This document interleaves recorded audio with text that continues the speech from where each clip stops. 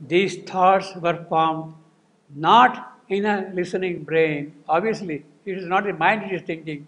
These thoughts have come from somewhere. Her vacant heart was like a stringless harp. What a simile, you see. What a phrase. Her vacant heart. She is empty. Her thoughts are not there. Vacant heart. A stringless harp. Now, just imagine a harp without string, and yet it can play. Yet it can play. You got a piano without keyboard or whatever you call it, and it still plays, you see.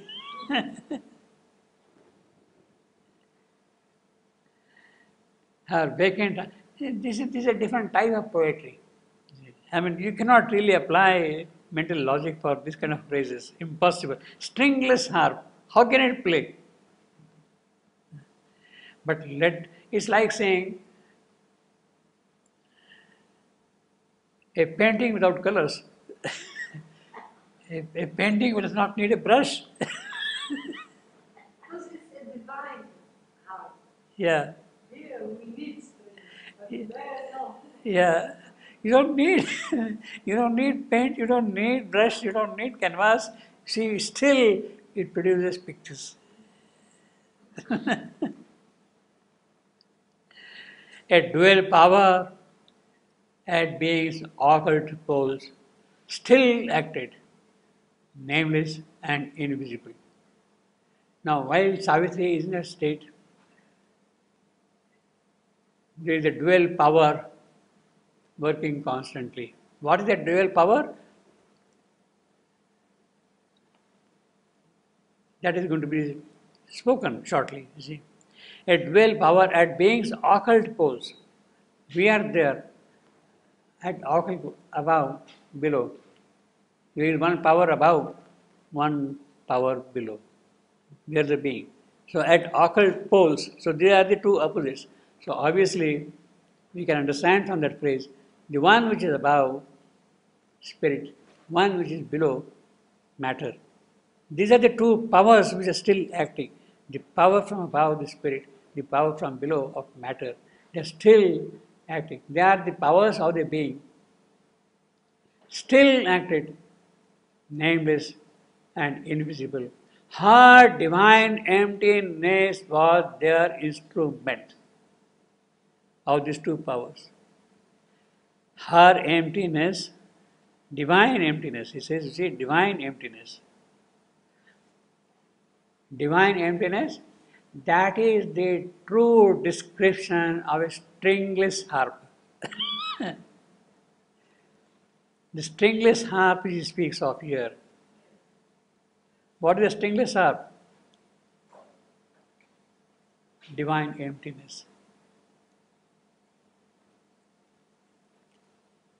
Was their instrument. Now, what are these two powers? Inconscient nature dealt with the world it had made from below, and using still the body's instrument, slipped through the conscious void she had become. That is one, inconscient nature through her body working. And the other one, the superconscious mystery through that void missioned its word to touch the thoughts of men. So these are the two powers, the inconscient nature, the superconscious mystery. Mission its word to touch the thoughts of men. As yet, this great impersonal speech was rare. But now, the unmoving, wide spiritual space in which her mind survived tranquil and bare, admitted a traveler from the cosmic bridge. She is empty, but she is allowing now from the cosmic field thoughts to come in. Thoughts to come in from the cosmic field. A thought came through, draped as an outer voice. She is allowing from the cosmic field a thought to come in. It called not for the witness of the mind. It is a need mind to utter. That thought comes, it will use mind, but it is not that mind is going to be, it will come and use mind. It called not for the witness of the mind. It spoke not to the hushed receiving heart. It came direct to the pure perceptions seat. You have something in you which will respond directly to that thought, to that cosmic field. Your psychic perception, which is there, it is spiritual perception, which is there. It is that which receives that thought. It came direct to the pure perceptions seed, and only center now of consciousness. If center could be where all seemed only space, you see. No more shut in by body's walls and gates, so that consciousness is not really confined to body and all that. You see. Her being a circle without circumference. Now this is again a very paradoxical line. It goes on and on like that circle, you see, without circumference.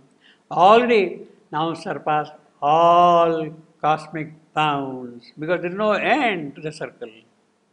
And more spread into infinity. This being was its own unbounded world, a world without form or feature or circumstance. It had no ground, no wall, no roof of thought. See, it doesn't need any base at all.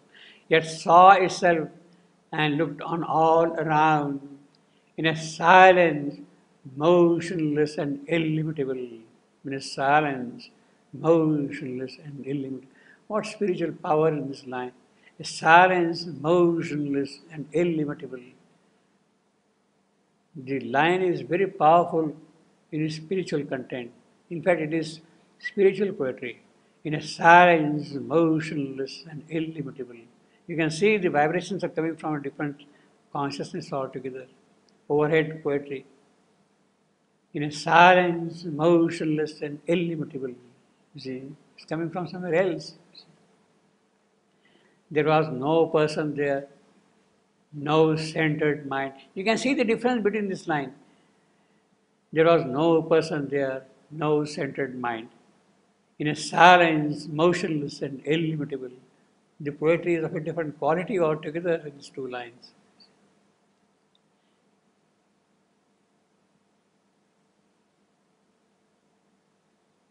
There was no person there, no centered mind, no seat of feeling on which bait events or objects wrought and shaped reactions of stress. There was no motion in this inner world. All was a still and even infinity. In her, the unseen, the unknown, waited his hour. Savitri is now waiting for, is that now? Yes, yes, Savitri, you are ready. I can come now and step in. I can do now my work through you. You are now in the state. In her, the unseen, the unknown, waited his hour. He has been waiting for a long time for this hour to come. That hour has now arrived. He has been waiting for ages and ages and ages. Since the beginning of his creation, he has been waiting for this state of preparedness in Savitri. That he can do now his work. That hour has now arrived.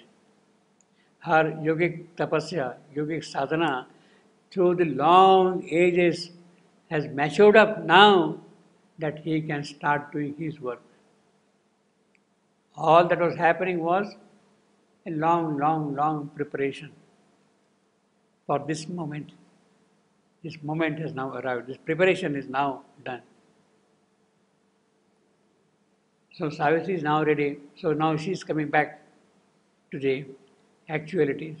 But now she sat by sleeping Satyavan. You see, in the night she is there, awake within, and a enormous night surrounded her with the unknowables vast. Unknowables vast, which cannot be imagined, which cannot be described, because it is unknowable. But it is that mass which is now surrounding Savitri while she is still in the company of her husband. Satyavan is there, he sleeps, she is doing meditation, she is in the trance state by his side, awake within, and an enormous night surrounded her with the unknowable swirl. This night, of course, is the cosmic night, and Savitri is sitting there in the physical night. Her husband is sleeping there, and it is the cosmic night now in which she is awake. And then in that voice, a voice began to speak from her own heart that was not hers. From her own heart that was not hers. See, see, from her own heart that was not hers. See, very yet mastered thought and sense. It took possession of Savitri's thoughts and sense. As it spoke, all changed within her and without, because it has taken now possession of Savitri, and suddenly there is a change now everywhere. All was, all lived, she felt all being one. Now that is the experience Savitri is now getting of universal oneness. This tree, these flowers, these animals, this kingdom, this mountains, these rivers, these people, these men, these rishis, my husband, everybody. She is experiencing oneness with them. Oneness. They are but divine himself in different forms and aspects. All spoke, all changed within her loud, all was, all lived. She felt all being one in the divine. She does not see Vasudeva. That is the experience she happened to had. This is exactly the experience she happened to had in Alipur jail in 1908. Vasudeva experience. He says in the jailer, in the judge, in the people all around, in the thieves, in the robbers, all those people who are in the jail, I see only Vasudeva, Vasudeva, Vasudeva. Everywhere, he alone, Vasudeva. All faith, all being one. The world of unreality ceased to be. So it was not a jail at all. It was Vasudeva's house in which he was living. And he sees everywhere, in the courtroom, in the lawyers, in the judge, everybody, he alone. The world of unreality ceased to be. There was no more a universe built by mind, convicted as a structure or a sign. A spirit, a being saw created things and cast itself into unnumbered forms. So it is that spirit which is really taken these so many forms, unnumbered, countless, millions, thousands, whatever you call it. All now became an evidence of one stupendous truth. It is one truth which is expressing itself through all these forms, through all these expressions. That is the one experience. A truth in which negation had no place. A being and a living consciousness, a stark and absolute reality. There, the unreal could not find a place. Obviously, there, the sense of unreality was slain. The sense of unreality was slain. Actually, there the unreal could not find a place.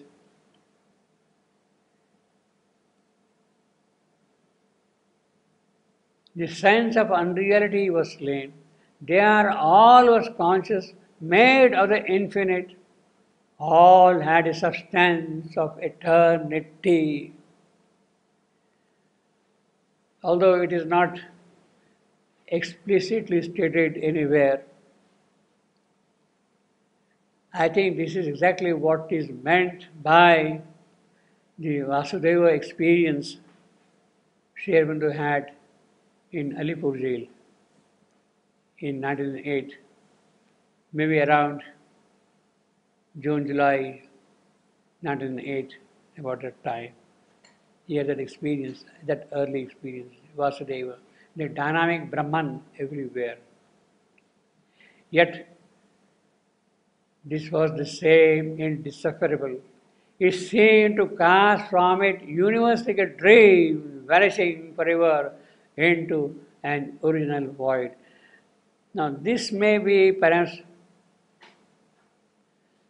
a later experience in the case of Srivandu. It may not be at that time, but it must have come in the wake of that, you see. Vanishing forever into an original void, everything has gone into the absolute, you see. Vasudeva everywhere, but all that thing into him is another experience. You see.